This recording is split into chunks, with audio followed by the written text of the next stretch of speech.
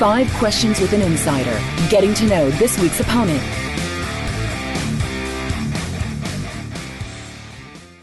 Joining us now for a deeper dive into Tulsa is Kelly Hines, Golden Hurricane beat writer for the Tulsa World. Kelly, thanks so much for stopping by the Knightline podcast. Oh, thanks so much for having me. Well, simply put, Tulsa is explosive. Even in a 42-40 loss at Navy, the Golden Hurricane put up 576 total yards of offense.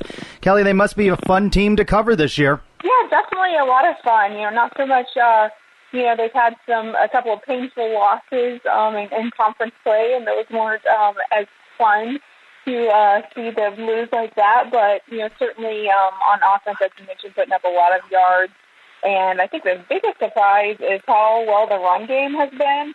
I don't think anybody really expected that at all. I think there have been 5 games with 5 or 6 games with at least 300 rushing yards, so that's definitely been a pleasant surprise. Quarterback Dane Evans finished 16 of 27 for 369 yards and 4 touchdowns against the midshipmen. In process, becoming the school's all-time passing leader. Tell us more about his style and the wide receivers that make Tulsa such a high-scoring offense.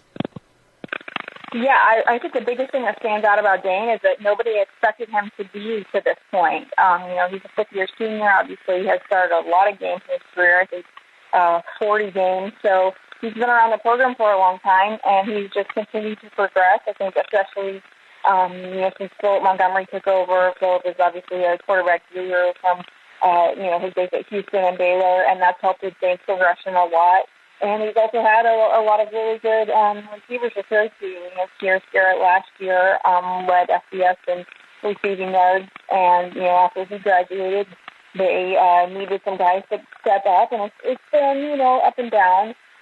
Steven Lucas missed most of last year with a knee injury, and he came back, and he's probably their most consistent guy. They have Josh Atkinson, who's a senior, who, he doesn't quite have the ability to go up and get the details like Kearse Garrett, but he's a really he's been pretty consistent too. They just have some younger guys that they're working in there too. So, Dane is just, I would say he's the leader of this team, especially on offense, but even on the sideline. He does a really good job of managing the game. And he's even had some rushing touchdowns this season, I think 4 or 5. So that's been an added dimension to what he brings to the table. I'll go back to the running game now. 200-plus yards against Navy. It's a 1-2 punch for Tulsa. Tell us a little bit more specifically about the ball-carrying threats. Yeah, it's the primary back going into this season was D'Angelo Brewer. He put on about 15 to 20 pounds of muscle in the off-season. He's a local kid, very well-liked on the team, and I thought he was going to be the main guy, but he's been banged up a little bit, and so they have this other guy, who's a senior, James Flanders, who's been around the program for a while, but, before the season had only 1 touchdown. So, for him to, I think he has 14 touchdowns now. I mean, he's done a really good job, especially when D'Angelo was out. Now that D'Angelo is back, definitely, as you mentioned, a 1-2 punch. It gives them, they kind of ride the hot hand. They really have relied on both those guys. They have a few behind them who have done some things that obviously primarily been those 2 guys, and now they have both of them surpassed 1,000 yards for the season. That just tells you how good, not only the running backs have been, but the offensive line has done a really good job, and they've dealt with some injuries too. So it looks like the soft spot in Tulsa's 7-3 season is the defense, ranked 84th overall. The Golden Hurricane have had games which it's given up, for example, 48, 41, 40, and 38, plus the 42 to Navy. A team can really outscore Tulsa. Yeah, I think that, this on paper doesn't really represent how good, or how, not so much how good the defense has been, but how much better it's been than last season. Last year, I think it gave up the most points and yards in school history. So it's come a long ways. It still has a ways to go, and that side of the ball especially has had a lot of injuries. I think the secondary has played significantly better. Really, I would see every position group has played better. It just, still going up against some of those teams like Navy, like Ohio State, like Houston, teams that can put up a lot of yards and make you look like you're not very good on defense. So I think the defense has done a pretty good job of getting key stops at times. It's just like, the other night at Navy, not getting enough of those stops or not getting them, when the game is on the line. So, I think especially early on in the season, the defense is really playing better than the offense, and it's kind of evened out, and the offense has done a lot better in the last few weeks. But even though the stats don't really show it, it actually is quite a bit better than it was last year and the year before. Well, with the loss to Navy, it might put the West title out of reach. You cover this team, you know their personality. Does Tulsa risk a bit of a letdown when it heads to Orlando this weekend?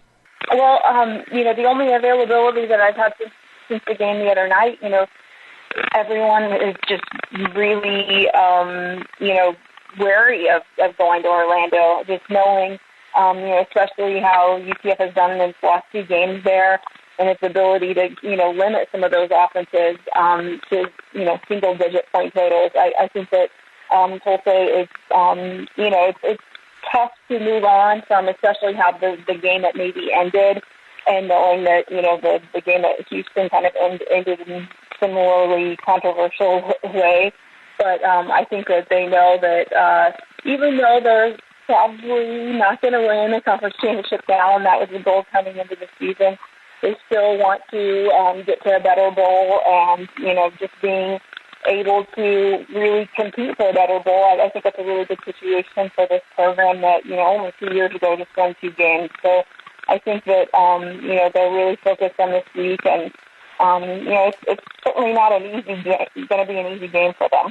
Well, definitely rebounding Tulsa and UCF, and they usually play a good one when they get out onto the field. We thank you, Tulsa World beat writer for the Golden Hurricane, Kelly Hines, for joining us on Knightline. Thanks for having me. There are so many ways to connect with Knightline. You can like us on Facebook at Knightline Podcast, or follow us on Twitter at UCF_Knightline. Check out our website at www.ucfnightlinepodcast.com for recruit spotlights, archived episodes, and more. Or, of course, you can always call us at 407-401-9184. That's 407-401-9184. Listen whenever and wherever you are on YouTube, SoundCloud, Stitcher, iTunes, or TuneIn. Go Knights and charge on!